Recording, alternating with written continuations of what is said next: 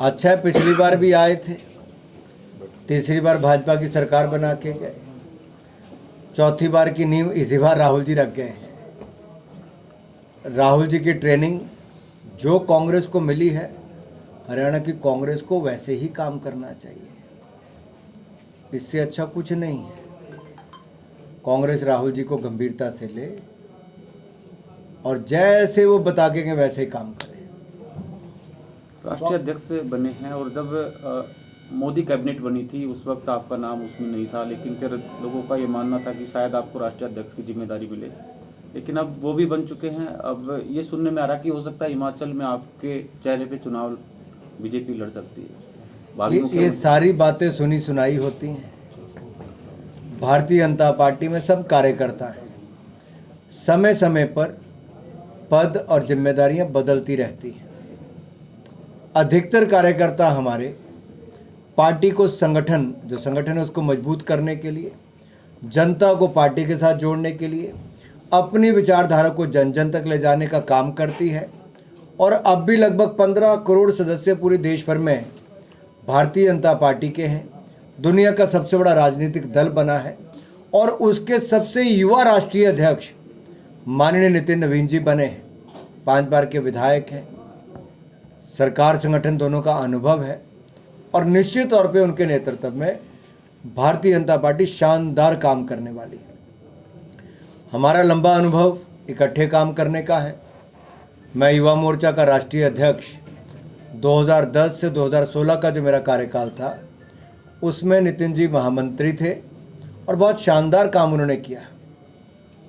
कई यात्राएं हम लोगों ने की, कई आंदोलन किए, कई धरने प्रदर्शन किए, कई संगठन को करने के स्कूल से लेकर कॉलेज तक ऐसे अनेकों कार्यक्रम किए जिससे भाजपा को और मजबूत किया जा सके। तो निश्चित तौर पर नितिन नवीन जी के नेतृत्व में और प्रधानमंत्री की लोकप्रियता का लाभ ये भारतीय जनता पार्टी को मिलने वाला है। 1 लाख गैर राजनीतिक युवाओं को राजनीति में लाने का जो है आपकी हिमाचल से आप ही के नेतृत्व में पहल की गई है। प्रधानमंत्री मोदी जी ने युवाओं से आह्वान किया कि राजनीति में आए, 1 लाख युवा आए, तो मैंने सोचा क्यों ना इसकी शुरुआत हिमाचल प्रदेश से की जाए। युवा चेंज मेकर्स कार्यक्रम हमने कल लॉन्च किया बसंत पंचमी के दिन और युवाओं को आह्वान किया है कि सेवा के क्षेत्र में,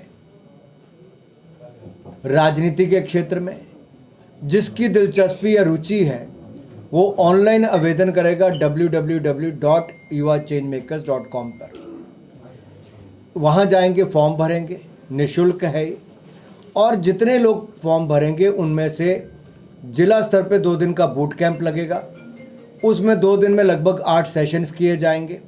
उनमें से फिर युवाओं को चिन्हित किया जाएगा, उनको फिर स्टेट के कैंप पे ऐसे युवाओं को चुनकर फिर उसके स्टेट के चैंपियन बनाए जाएंगे।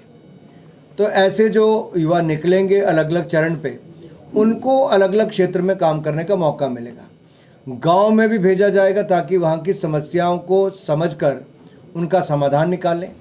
हैकाथॉन्स की जाएंगी ताकि कौन से ऐसे विषय जहाँ पे हमें हल चाहिए तो हज़ारों की तादाद में लोग अपने सुझाव दें। इस तरह का बड़ा 8 महीने हमने इसके पीछे तैयारी की है और अब इसका पूरा फॉर्मेट तैयार करके लॉन्च किया गया है। हिमाचल से शुरू किया है, देश के अन्य हिस्सों में समय समय पर इसको लेकर जाएंगे। बजट पेश होने जा रहा है, किस तरह से युवाओं के लिए, देश के लिए जो है ये लाभदायक होगा? हर बजट से बहुत सारी अपेक्षाएं होती हैं। मैं तो यही कहूँगा, हर बजट से नरेंद्र मोदी की सरकार ने गरीब और मध्यम वर्ग को कुछ ना कुछ दिया ही है। इसीलिए 25 करोड़ गरीब गरीबी रेखा से बाहर पिछले 10 वर्षों में आए, 4 करोड़ पक्के मकान बनाए, 17 करोड़ के लगभग घरों को नल से जल हमने दे दिया है, 60 करोड़ लोगों को मुफ्त में इलाज 5 लाख का दिया है, 70 साल से ज़्यादा वालों को 5 लाख का इलाज मुफ्त में हम दे रहे हैं, 80 करोड़ गरीबों को मुफ्त में अनाज दे रहे हैं। 74 एयरपोर्ट थे, बढ़कर 160 हो गए। 12 IIT थे, 12 IIM थे जो 20 हो गए, 13 IIT थे जो 21 हो गए, 9 IIIT थे बढ़कर 25 हो गए, 700 यूनिवर्सिटी थी आज 1147 हो गए, 323 मेडिकल कॉलेज थे 730 से ज़्यादा हो गए, 50,000 MBBS की सीटें थी, 1,10,000 हो गई। 32,000 पोस्ट ग्रेजुएशन की सीटें थी MBBS के बाद करने के लिए, वो 65,000 से ज़्यादा हो गई। नर्सिंग कॉलेज दुगने कर दिए गए, सीटें बढ़ा दी गई। 5 शहरों में मेट्रो थी, 21 में पहुंचा दी। ग्रामीण सड़कें 3,23,000 किलोमीटर थी, आज 7,20,000 किलोमीटर से ज़्यादा कर दी। नेशनल हाईवे 96,000 किलोमीटर थे, अब 1.5 लाख किलोमीटर हो गए। ये कब हुआ? पिछले 10 वर्षों में हुआ। और इन 10-11 वर्षों में हमारे भारत की अर्थव्यवस्था दुनिया की 10वें नंबर से अब दुनिया की चौथी बड़ी अर्थव्यवस्था हुई। ये नरेंद्र मोदी की सरकार ने किया है। हर बजट में हमने देश को आगे बढ़ाने का काम किया है। कोविड में जहां एक और गरीबों को मुफ्त में अनाज दिया, वहीं पे दुनिया का सबसे बड़ा वैक्सीन निर्माता भारत बना है। 150 देशों को हमने कोविड की वैक्सीन भी दी। आज हमारे भारत के बढ़ते कदम की ओर दुनिया देख रही है।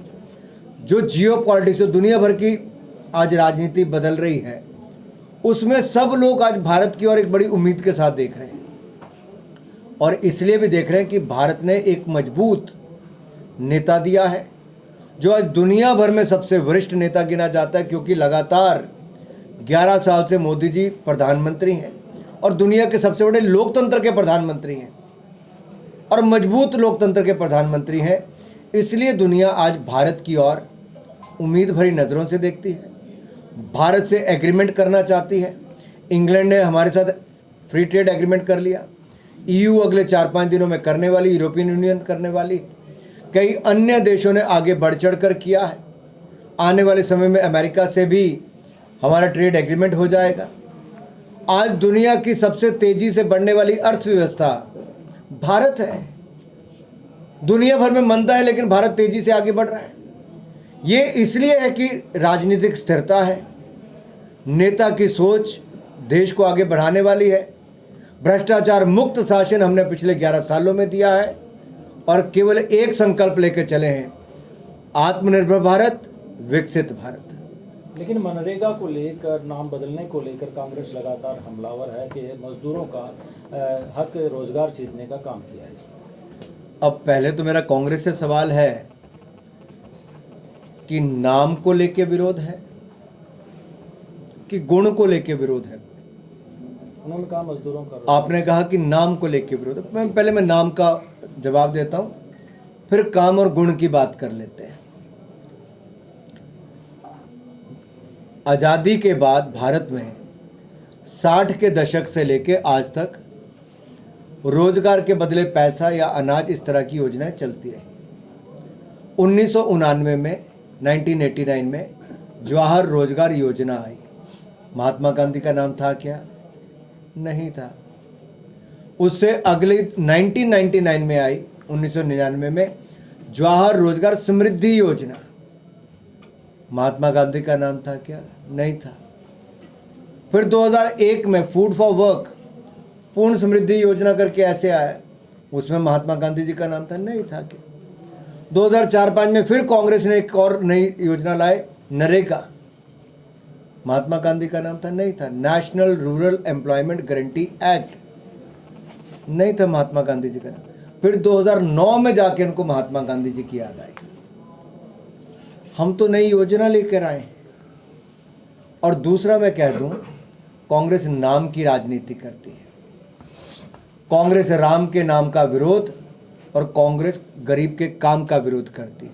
राम के नाम का विरोध, गरीब के काम का विरोध करती है। कैसे? विकसित भारत, जी राम जी, जिसको राहुल गांधी जी ने राम बोलने से भी कतरा गए। मैं ठीक कह रहा हूं? क्या कांग्रेस में राम मंदिर जाने का विरोध है, राम मंदिर बनाने का विरोध है, राम सेतु का विरोध है और अब जी राम जी का भी विरोध है? केवल राम के नाम का विरोध। और हरियाणा वालों, यहां तो राम जी के बिना तो आपकी नमस्ते भी नहीं होती। क्या कहते हैं आप लोग? राम राम जी, यही कहते हैं। तो हरियाणा की धरती पे राहुल गांधी से सबसे पहला सवाल तो ये होना चाहिए था कि हम हरियाणा के लोग तो राम जी बोलते हैं। हाँ जी, राम राम बोलते हैं, ऐसे बोलते हैं नहीं बोलते? हाँ जी। मैं तो जब क्रिकेट खेलता था, मैं तब से यहाँ पे आता हूँ। यही रोहतक में मैंने 163 नॉट आउट बनाए थे हरियाणा की टीम के खिलाफ। मैं वापस विषय पे आता हूँ, जी राम जी पे। जी राम जी क्या है? गारंटी फॉर रोजगार एंड आजीविका मिशन ग्रामीण, विकसित गांव बनाने के लिए गांव के लोगों को अधिकार दिया है। गांव तय करेगा क्या काम करना है, लेकिन रोजगार कितना मिलेगा? 125 दिन साल में। मनरेगा में कितना मिलता था? 100 दिन। 100 दिन ज़्यादा है कि 125 दिन? कांग्रेस वालों बताओ। उसमें दिहाड़ी कम मिलती थी, इसमें दिहाड़ी ज़्यादा मिलेगी। मनरेगा में 15 दिन के बाद पैसे आने थे, नहीं मिलते थे। यहाँ 7 दिन में पैसे मिलेंगे और लेट होंगे तो ब्याज समेत मिलेंगे। वहाँ पर बेरोजगारी भत्ता नहीं मिलता था, यहाँ अगर गांव वाले काम नहीं दे पाएंगे तो बेरोजगारी भत्ता मिलेगा। और यही नहीं, आप लोग किसान बैठे यहाँ सारे अधिकतर कहते थे मजदूर नहीं मिलता जी खेती में करने के लिए, बुआई कटाई करने के लिए। हमने कहा कि 60 दिन रोक लगेगी जी राम जी के काम पे। जब बुआई कटाई का फसल का सीजन होगा, राज्य की सरकार वो तय करेगी, ताकि किसान का नुकसान भी ना हो, मजदूर का भी ना हो। मजदूर को खेतीबाड़ी में पैसा मिलेगा और 125 दिन दिहाड़ी अलग से मिलेगी, यानी कि कम से कम 180-185 दिन का रोजगार तो हमने सुनिश्चित ही कर दिया है। अब मेरा सवाल राहुल गांधी जी से ये है कि गरीब की कमाई का विरोध क्यों है? गरीब को ज़्यादा दिहाड़ी का विरोध क्यों है? गरीब को खेतीबाड़ी के साथ साथ मजदूरी का विरोध क्यों है? ये कांग्रेस है जिसके 4 पीढ़ियां गरीबी हटाओ का नारा लगाती रही। गरीब मिटने पर आ गया, गरीबों की संख्या बढ़ गई, लेकिन इनका नारा खत्म नहीं हुआ, गरीब खत्म हो गया। गरीब मां का बेटा नरेंद्र मोदी देश के प्रधानमंत्री बने तो 25 करोड़ गरीब गरीबी रेखा से बाहर आए। 4 करोड़ को पक्का मकान मिला, 17 करोड़ घरों को नल से जल मिला। और यही नहीं, 12 करोड़ शौचालय बने, 60 करोड़ लोगों को 5 लाख का इलाज मुफ्त में आयुष्मान भारत में मिला, 80 करोड़ लोगों को मुफ्त में अनाज मिला। कांग्रेस नहीं कर पाई, हमने करके दिया, मोदी सरकार ने, भाजपा ने। लेकिन बीजेपी के राज में स्वामी अविमुक्तेश्वर आनंद जी को